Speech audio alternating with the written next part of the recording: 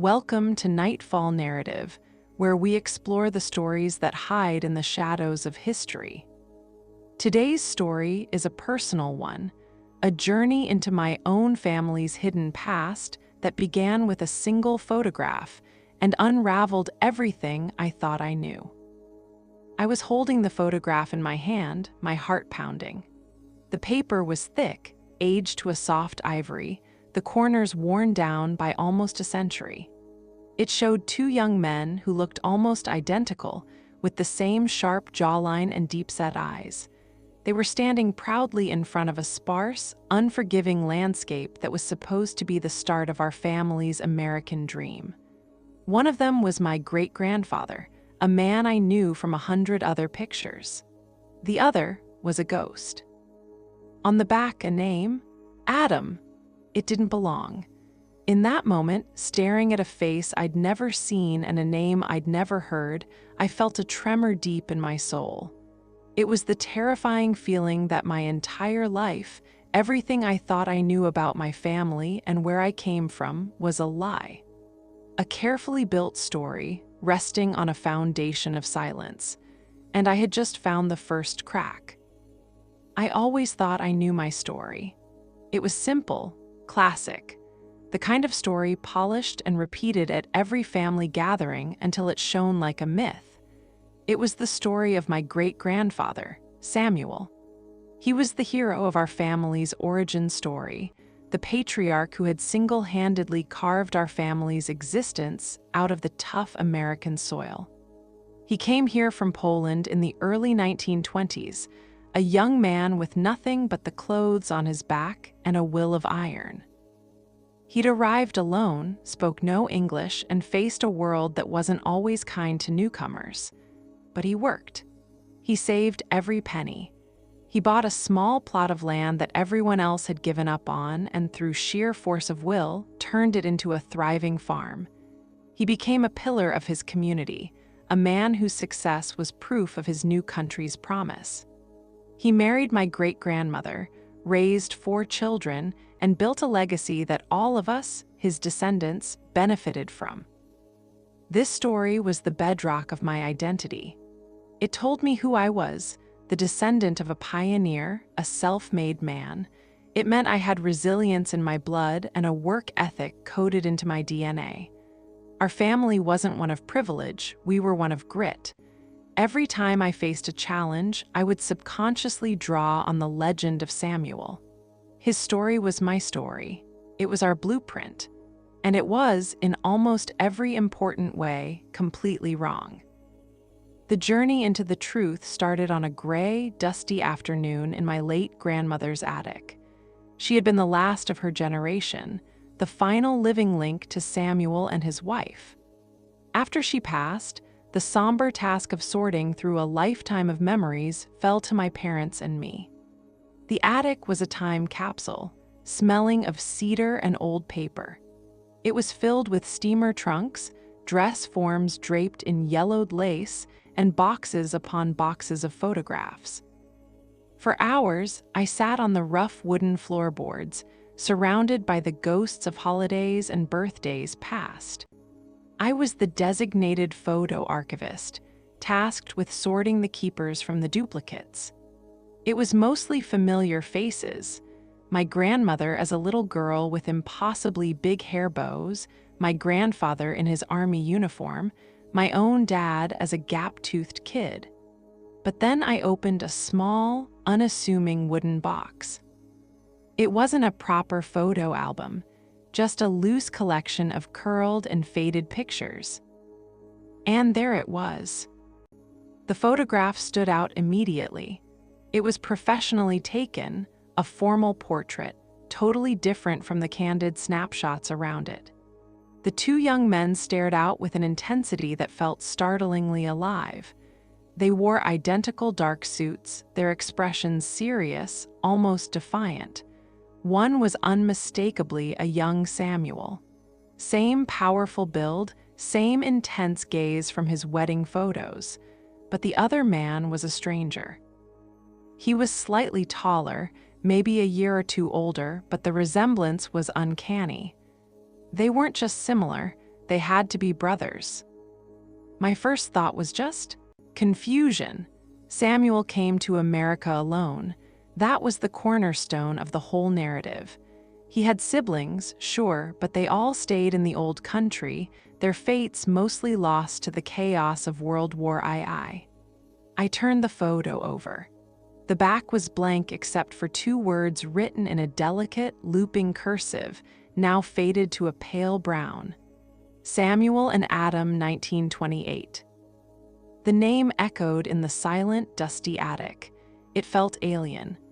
I had memorized our family tree for a school project years ago. I knew the names of Samuel's parents, his sisters back in Poland. There was no Adam. I walked downstairs, holding the photograph carefully, and showed it to my father. He frowned, turning it over and back again. "Adam? I've never heard of an Adam," he said, his voice certain. "That must be a cousin or maybe a friend from the boat."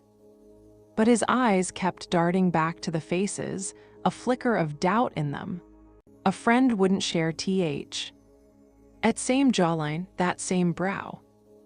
We asked my great-aunt, my grandmother's younger sister, who was in her late 80s and living in a nursing home.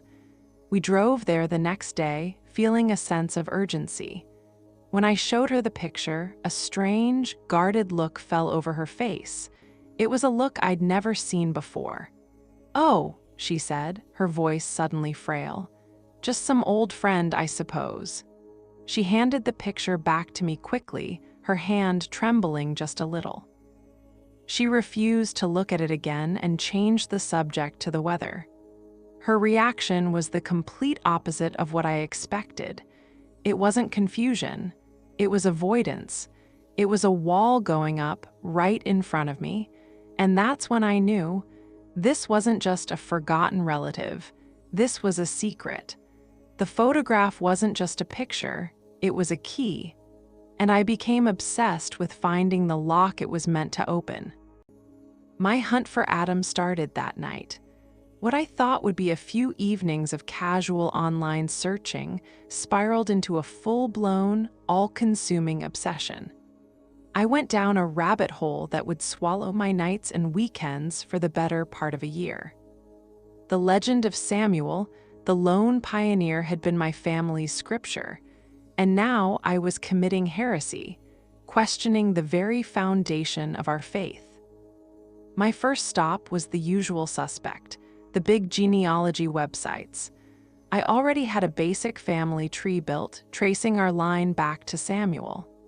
The entry for him was simple: born in Poland, immigrated to the US in 1923, naturalized in 1929. No siblings were listed as having traveled with him. I started a new tree, a shadow tree, with one tantalizing addition: a brother named Adam. I had no birth date, no death date, nothing but a name and a face. For weeks, I got nothing. I searched for Adam with our family's Polish surname, and hundreds of results popped up, scattered across the country, none connected to my great-grandfather. It felt like shouting a name into the wind. I started to get frustrated. Was I just imagining my great-aunt's reaction? Was it really just a friend, and the resemblance a bizarre coincidence? Every logical part of my brain told me to let it go, to put the photo back in the box and accept the story I'd been told. But I couldn't. The look on my great-aunt's face, that flicker of fear, was burned into my mind. So I changed tactics. Instead of searching for Adam, I decided to reinvestigate Samuel, but this time, assuming nothing. I'd pretend I was a stranger to the family, armed only with a name and an approximate immigration year. My goal was to find the one document that started it all, his ship's passenger manifest. The family story said he came through Ellis Island. So I went to the Ellis Island archives online, a vast repository of digitized, handwritten records. I can't even begin to describe how tedious this work was. The records weren't always indexed perfectly. Names were often misspelled by the ship's clerk or the immigration official. Our surname, with its cluster of Polish consonants, was a prime candidate for being butchered. I spent hours, then days, scrolling through scans of faded, almost illegible ledger pages. I searched every conceivable phonetic spelling of our name. I looked through every ship that arrived from Hamburg and Gdansk between 1921 and 1925. It was a digital treasure hunt without a map. My eyes burned from staring at the screen, trying to decipher the loopy, archaic handwriting. I was on the verge of giving up, convinced this was another dead end. It was nearly 2 a.m. on a Tuesday. I was bleary-eyed, fueled by coffee and a stubborn refusal to be beaten. I'd been going through the manifest for the SS Lapland, which arrived in New York in May of 1923. I thought I'd already checked it twice. But this time, I slowed down, forcing myself to read every single name, not just the ones that looked like ours. And then I saw it. It was misspelled just as I'd feared. A C where a K should have been the ending anglicized, but it was him. Samuel, age 21, occupation farmer. My heart leaped. This was it, the proof. I was about to close the file, giddy with my small victory, when my eyes drifted to the line directly below his name. My blood went cold. There, written in the same loopy script, was another entry. The surname was identical to the misspelled one above it. The first name was Adam. Age 23, occupation, farmer. I just stared at the screen, my breath caught in my throat. I zoomed in, then out, as if the pixels might rearrange themselves. They didn't. There it was in black and white, documented by some anonymous ship's clerk a century ago. Samuel did not come alone. His brother Adam was with him. They stood on that ship together, they saw the Statue of Liberty together, and they walked into America together. The entire foundation of my family's story crumbled in that one moment, at 2 a.m. in my quiet living room. This discovery just threw gasoline on the fire. Now I had proof. Adam was real, he was here, so where did he go? The next logical step was the census. The 1930 census was the first one taken after they arrived. If they were still together, it would show it. This search was faster. Now that I had the likely misspelling of their surname and their approximate ages, I found them within an hour. In the 1930 U.S. federal census, in a rural county in the Midwest where my family first settled, they were listed as living together. 2 names, 1 household, Samuel and Adam. Both were listed as farm laborers, working on a property owned by another family. They were still a unit, 2 brothers against the world. So what happened next? The 1940 census was the key. I jumped forward 10 years, my hands shaking slightly as I typed in the search. I found Samuel easily. He was listed as the head of his own household, on the very farm our family still owned a piece of. My great-grandmother was listed as his wife, and my grandmother, then a little girl, was there as their daughter. It was the picture of a new American family putting down roots. I scanned the household list again and again. Adam was gone. He wasn't living with them. He wasn't living next door. Searching the entire county, then the state, I couldn't find a single trace of an Adam with our surname, spelled correctly or incorrectly. It was as if, between 1930 and 1940, he had simply vanished from the face of the earth. This wasn't just a genealogy puzzle anymore. It felt darker. People don't just disappear. Something had happened to him, something so terrible, so traumatic, that an entire family entered into a conspiracy of silence for nearly 100 years. Something that made them erase a brother, a son, from their own history. This obsessive hunt was consuming my life, but I was on the verge of a breakthrough that would change everything. Before we get to the shocking truth, if you are finding this story compelling, this is a great time to subscribe to Nightfall Narrative so you don't miss where this journey leads. My investigation shifted from genealogy websites to news archives. This was the grimmest part of the search. I began to scour the digitized archives of local newspapers from the county where Samuel and Adam had lived in 1930. The search tools were clunky, and the scan pages were often blurry. I started by searching for their name in all its variations. Nothing. I searched for workplace accident, farm accident, and drowning. I read through morbid lists of local deaths, my stomach churning. Nothing. For months, my nights were filled with the stories of another time: crop failures, barn dances, local politics, petty crimes of the 1930s. I felt like I was living in that decade, breathing its dusty air. I felt closer to my great-grandfather than ever, but I was also chasing the ghost of a man I'd never known. The lack of results was maddening. It was like staring at a brick wall. Adam was there, and then he was gone. No record, no trace. The breakthrough came, as it so often does, when I stopped looking for what I expected. I'd been searching for an accidental death, an illness. It hadn't occurred to me to search for something more violent. I'd read that sometimes the truth is hidden in plain sight, just under a different category: crime. One night, filled with dread, I changed my search terms. I stopped searching for a name.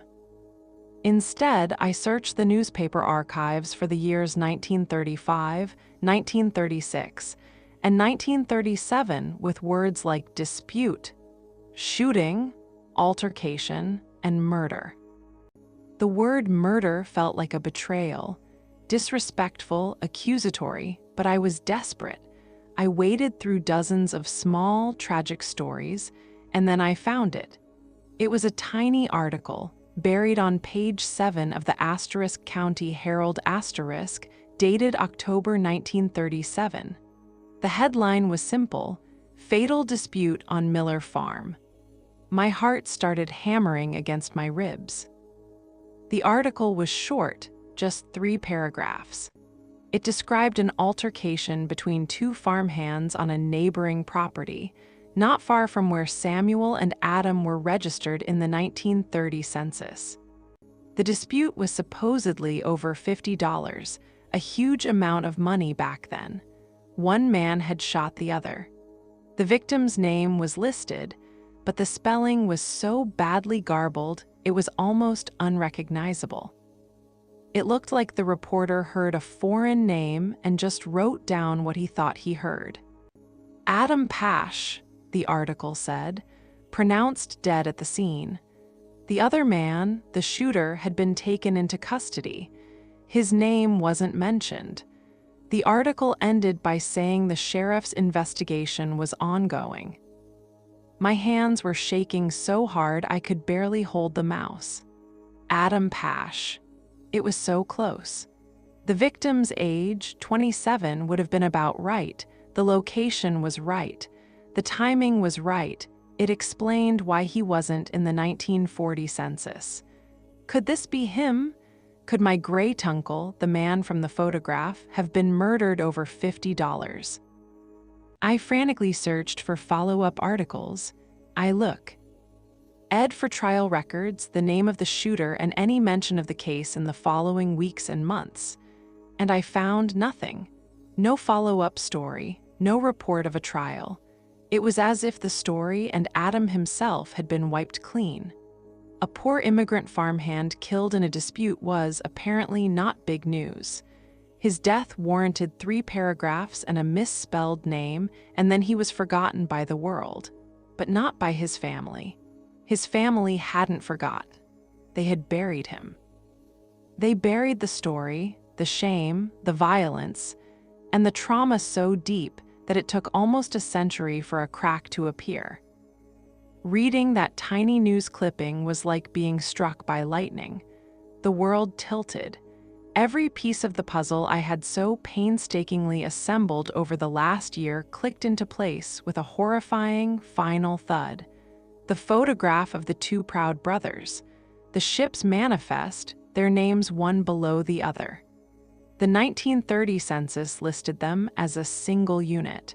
The sudden disappearance in 1940. And now this. A violent, sordid end, reported with a misspelled name on a forgotten newspaper page. Adam Pash. It had to be him. This was my great-uncle Adam. He hadn't moved away. He hadn't gone back to Poland. He had been shot and killed on a farm not 5 miles from where his brother would go on to build a family and a legacy. I sat there in the silence of my room, the computer screen glowing on my face, and I just started to cry. I wasn't just crying for the man I never knew, for the violent and lonely death he suffered. I was crying for my great-grandfather, Samuel. I tried to imagine what that must have been like. To come to a new world with your older brother, your only link to home, your partner in this great, terrifying adventure. And then to have him torn away from you in a brutal, senseless act. The family story had painted Samuel as a hero who came here alone, but the truth was infinitely more tragic and, in a way, more heroic. He wasn't alone at the start. He was asterisk made asterisk alone. He was a survivor of a profound trauma. The $50 debt, the argument, the gunshot, that was the event that truly forged our family. It was our real origin story. Not one of optimistic ambition, but one of brutal loss and the desperate will to just keep going. The silence finally made sense. The shame. In a small, tight-knit immigrant community in the 1930s, a murder, even with your brother as the victim, would have brought disgrace.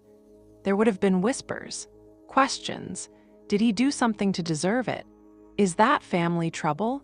The desire to protect his future, his wife, and his unborn children from that stigma must have been overwhelming. And so, he made a choice. A terrible, heartbreaking choice. He would carry the grief alone. He would erase his brother from the story. He would tell everyone, and maybe eventually convince himself, that he had always been alone. He built a new narrative, a clean one, on top of the ashes of his shattered past. My great-aunt's reactions suddenly became crystal clear. The guarded look, the trembling hand, she would have been a little girl when it happened. She wouldn't have understood the details, but she would have felt the shockwave. She would have heard the hushed, pained whispers and seen her father's grief, a grief he could never speak of. And she would have been sworn to a secrecy so absolute that it held for over 80 years. Showing her that photograph was like holding up a piece of shrapnel from an old wound I never even knew existed. Sleep was impossible that night. My mind just raced, replaying the story of my family, but this time with Adam in it. I saw him and Samuel on the deck of the ship, their faces turned toward the promise of a new horizon. I saw them working side by side in the fields, speaking Polish, sharing their dreams and fears. And I saw Samuel, standing alone at his brother's unmarked grave, making the devastating decision to walk away and never look back. The hero of my childhood wasn't diminished by this. He was transformed. He was no longer a two-dimensional figure of strength, but a deeply human man, defined as much by his pain as by his accomplishments. He had carried an impossible burden. The photograph, which had started as a simple curiosity, was now a sacred object. It was the only testament to a bond that had been violently severed, the only proof that Adam had ever really existed. Holding it, I felt this immense weight of responsibility. The silence was broken, a ghost had been released, and now I had to figure out what to do with the truth. The hunt was over, but the real journey was just beginning. The days after the discovery were surreal. I walked around in a daze, the world feeling both hypervivid and far away. Every conversation, every daily task was filtered through this new, profound knowledge. I felt like I was carrying a secret history inside me, a silent movie of my family's past playing on a loop in my head. The truth was a heave. Why thing to carry alone? I knew I couldn't. My first call was to my dad. I explained everything, my voice trembling as I laid out the sequence of discoveries, the ship manifest, the census records, and finally, the newspaper article. There was a long silence on the other end of the line. When he finally spoke, his voice was thick with emotion. "My whole life," he said, his voice cracking. "My whole life. My dad, my grandmother, they never said a word. He carried that all by himself." The story of Samuel's solitary struggle had been passed down to him, too. In an instant, his understanding of his own grandfather was changed forever. We decided we had to visit my great-aunt again. This time, we wouldn't be coming with a question, but with an answer. We had to be gentle. She was elderly, and this was a wound that had been sealed for her entire life. We couldn't just tear it open. We went to the nursing home a few days later. I brought the photograph again, along with a printout of the ship's manifest and a carefully folded copy of the tiny newspaper article. We sat with her in the quiet sunroom, and I started to speak softly. I told her what I'd found. I didn't accuse or demand. I just laid out the story as I had uncovered it, piece by piece. As I spoke, her carefully maintained composure began to crumble. The guard in her eyes melted away, replaced by a deep, ancient sadness. When I showed her the newspaper clipping with the name Adam Pash, a sob escaped her lips. It was a sound of pure grief, a sound held back for more than 80 years. And then she started to talk. The words came out in a torrent, as if a dam had finally broken. She told us what she remembered as a little girl. The screaming. The day the sheriff's car came up their long driveway. Her father, Samuel, disappeared for 2 days and came back a different man, hollowed out, silent, his eyes filled with a terrifying darkness. Her mother, my great-grandmother, was weeping in the kitchen for weeks. She said the name Adam was never spoken in the house again. It was forbidden. When she was a teenager, she finally got the courage to ask her mother what had happened to the man in a photograph she'd once seen. Her mother told her the story in a hushed, frightened whisper and made her swear on a Bible that she would never repeat it to anyone. It was the family's shame, their burden.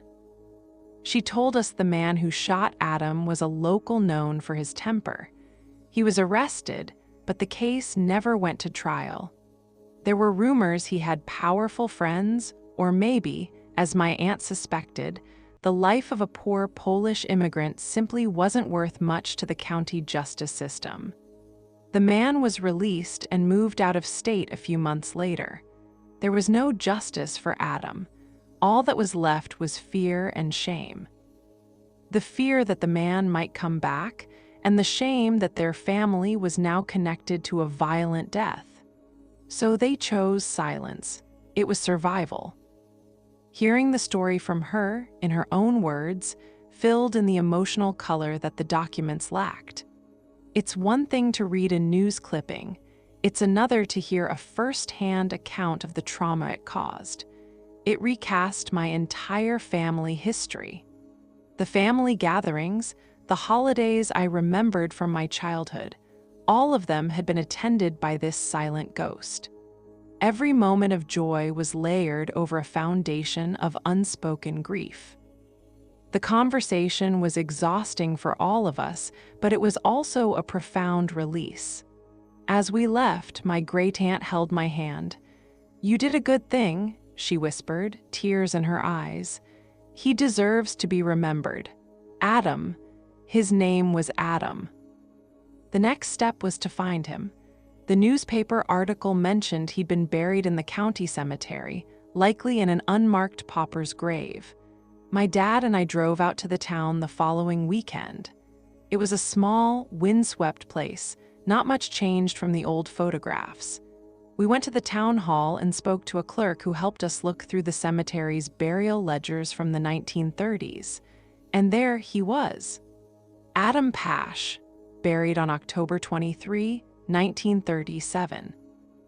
The ledger listed a plot number in a section we knew was reserved for the poor. We walked to the plot. It was just a patch of grass, indistinguishable from the ground around it. No stone, no marker, no sign that a young man with dreams of a new life lay beneath the soil. He had been erased not just from memory, but from the very landscape.